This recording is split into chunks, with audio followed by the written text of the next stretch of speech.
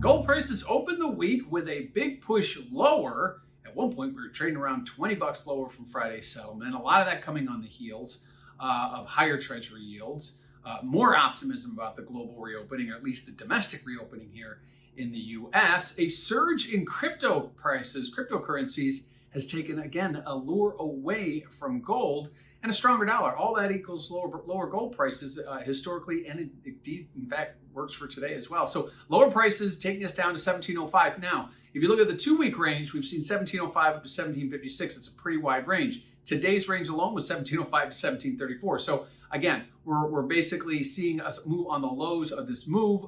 Certainly 117 or 1700 is going to be a critical support.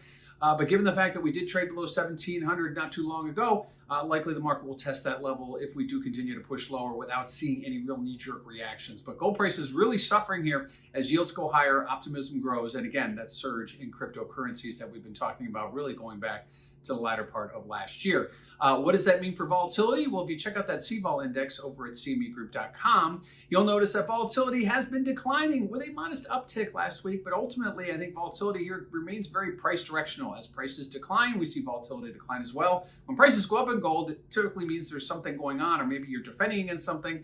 There's a little bit of fear in the market. We just aren't seeing that here.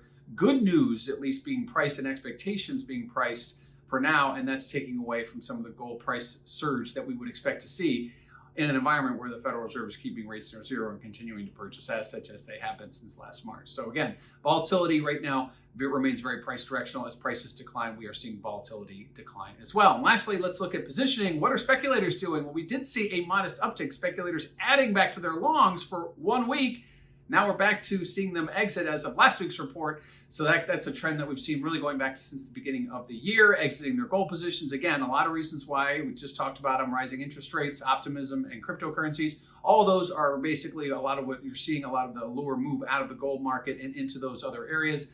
Certainly at this point, we are at the least long we've seen speculators since the middle of 2019. So kind of in a little bit of no man's land here as we look at positioning, but we'll continue to keep an eye on that. But the trend, while we did see a 1-week uptick 2 weeks ago, the trend has been for speculators to be exiting and likely finding better places to invest. So at this point, gold prices seeing a opening Monday with lower prices, going back to a 2-week low and hovering just above a critical support at 1700.